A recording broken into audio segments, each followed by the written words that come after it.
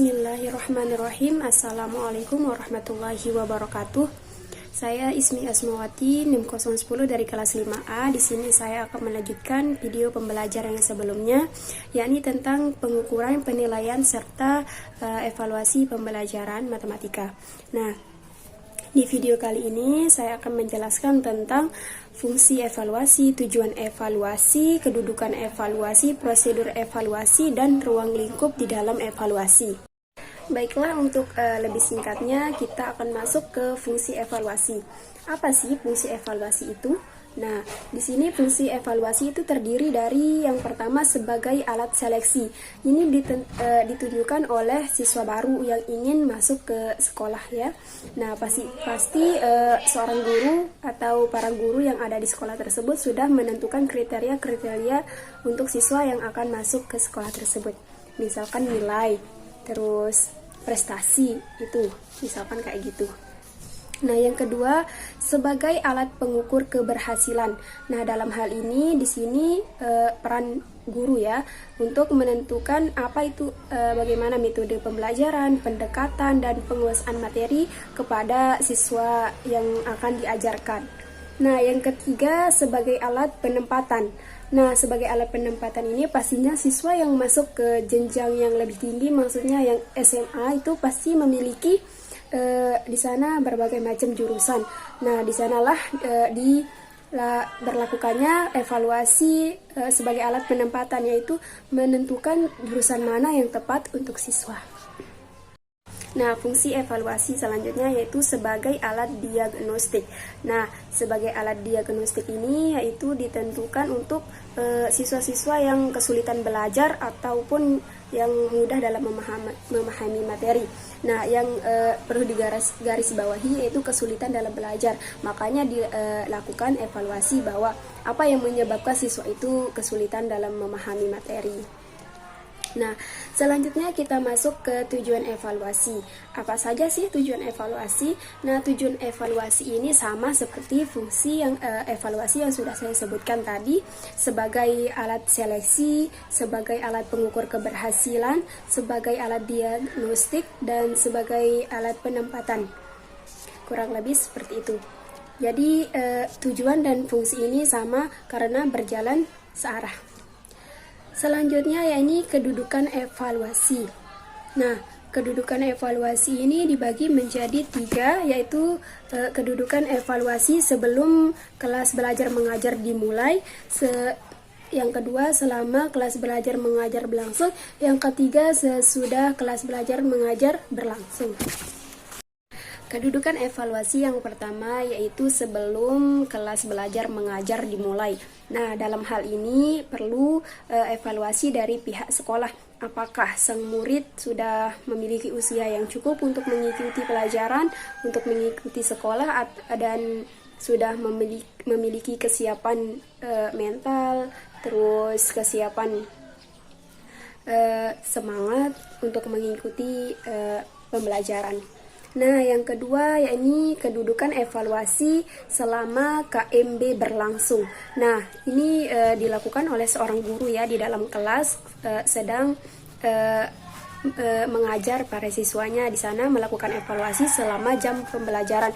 Misalkan jam matematikanya itu 2 jam, maka di sana dari mulai pembelajaran dari jam tersebut sampai akhir pembelajaran, di sana seorang guru harus melakukan evaluasi, yaitu pengajaran kepada siswanya. Dan yang ketiga yakni kedudukan evaluasi sesudah KMB berlangsung. Nah, dalam hal ini untuk pencapaian hasil belajar siswa dengan cara tes atau wawancara atau ulangan dan tugas dan lain sebagainya. Selanjutnya prosedur evaluasi. Nah, di dalam prosedur evaluasi ini terdapat tahap-tahapan. Yang tahap pertama yaitu dinamakan tahap perencanaan atau planning. Nah, di dalam tahap perencanaan ini harus terdapat rumusan masalah atau merumuskan tujuan dilakukan evaluasi ini. Sang guru melakukan evaluasi itu tujuannya untuk apa? Misalkan untuk mengevaluasi hasil belajar mengajar. Nah, yang kedua aspek-aspek yang akan dievaluasi. Yang ketiga, teknik yang dilakukan di dalam evaluasi, tes atau non-tes, misalkan wawancara.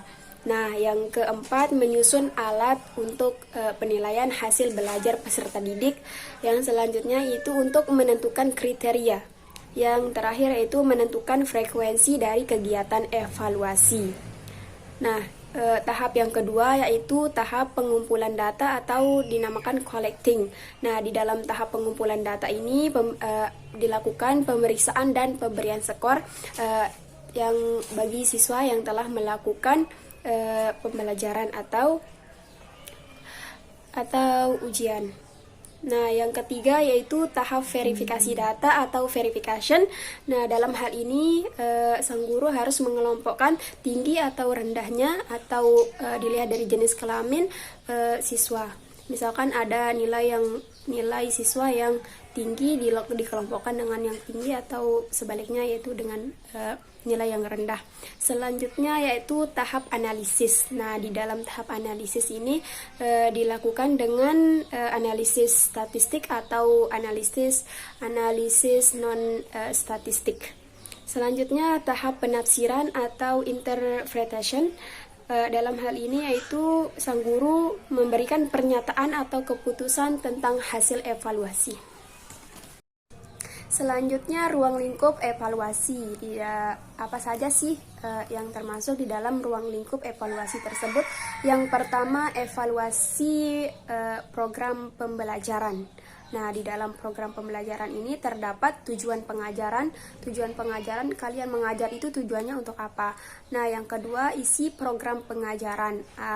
Untuk yang bahan atau materi yang kalian ajarkan itu harus ada tentunya di dalam sebuah pengajaran atau proses pembelajaran. Dan yang ketiga yaitu strategi belajar mengajar. Nah, bagaimana strategi yang cocok untuk mengajarkan pembelajaran yang tersebut kepada siswa gitu. Yang kedua yaitu evaluasi proses pelaksanaan pengajaran. Nah, di sini terdapat pembelajaran tersebut harus sesuai atau tidak, sudah sesuai atau tidak dengan rancangan yang sudah dibuat sebelumnya dengan apa yang diajarkan. Yang kedua yaitu kesiapan guru, kesiapan siswa dan alat pembelajaran lainnya. Dan yang ketiga, keaktifan atau partisipasi siswa dalam pembelajaran yang berlangsung, apakah partisipasinya pasif atau mereka tidak aktif gitu di dalam kelas. Itu harus dilakukan pengevaluasian. Dan yang ketiga, maksudnya saya lanjut ke ruang lingkup evaluasi yang ketiga yaitu evaluasi hasil belajar. Nah, di dalam hal ini guru itu harus mengetahui seberapa jauh target pembelajaran yang dapat dicapai oleh siswa. Nah, dalam hal ini bagaimana tingkat penguasaan peserta didik dan tingkat pencapaiannya di dalam menguasai sebuah materi. Baik, demikianlah penjelasan saya mengenai materi-materi yang sudah saya paparkan. Kurang lebihnya saya mohon maaf. Wabillahi taufiq wal hidayah. Wassalamualaikum warahmatullahi wabarakatuh.